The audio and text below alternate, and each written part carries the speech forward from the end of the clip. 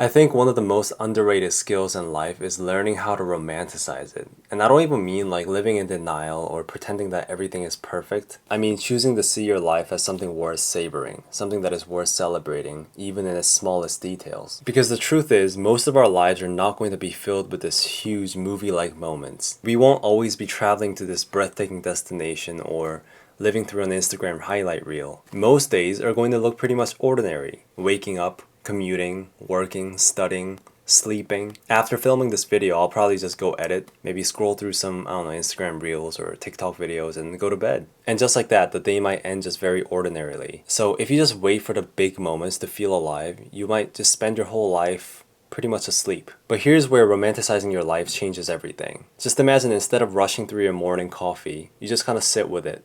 You relax a little bit. You kind of feel the whole smell or scent of the coffee filling up the room. You notice the warmth of the cup, the way it kind of feels like a soft preparation before you go out into the chaos. Or instead of seeing your walk home as something boring, you kind of, notice the evening air, feel the soft breeze. Those tiny details are what make life feel more meaningful. I'm not gonna lie, I used to think that it was a bit silly. I pretty much used to think that life had to be grand in order to be meaningful, but the older I get, the more I realize that meaning is actually built in the smallest, most ordinary things. The way your favorite song hits a little bit differently at night, the comfort of talking with a friend at 3 a.m. about nothing and everything at once. Romanticizing your life doesn't mean ignoring pains or pretending your struggles don't exist. I think it's about giving yourself permission to slow down a little bit and, see beauty where you usually overlook it, and just to find gratitude in things you call normal or mundane. I just got back from a trip in Japan, and while I was there I rented a car and went to this place called Kamikochi, which is like in Nagano prefecture, and that place was so beautiful. Seeing the mountain view, hearing the water sound, seeing all these people enjoy themselves, kind of chilling by the lake, just spending a good time with their families. And that was just so healing. I took a walk in the trail and everything about it was so perfect. But because the trip is done and I just got back, and I'm realizing the things that I'm thinking about more are the small moments.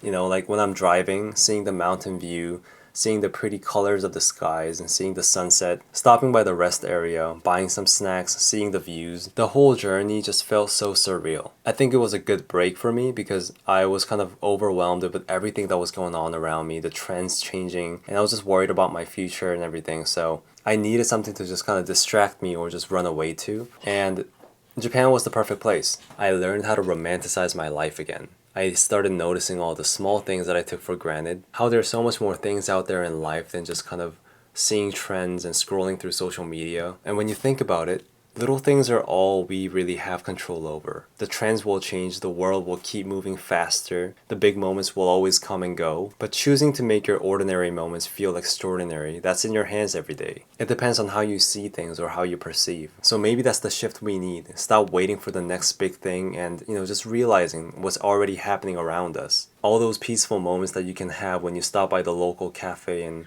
read a book. Finding beauty in small, imperfect, and just quiet moments. I think that's the skill that's underrated. At the end of the day, life is already happening in the smallest, simplest ways that, you're living right now. Having banters with your friends, the quiet walk home, or having coffee in your hands. And when you learn to romanticize those things, you stop living for someday. You start living for today. And maybe that's the real secret. Life doesn't have to be extraordinary to be beautiful. It already is. That's something that I really wanted to talk about today. I just got back from the trip and I'm just kind of unpacking everything physically and emotionally. And the things that I learned, the things that I felt while I was there in Japan, I just kind of learned to relearn everything, to slow down a little bit, to stop comparing with everyone and kind of be at my own pace and seeing life in a more romantic way.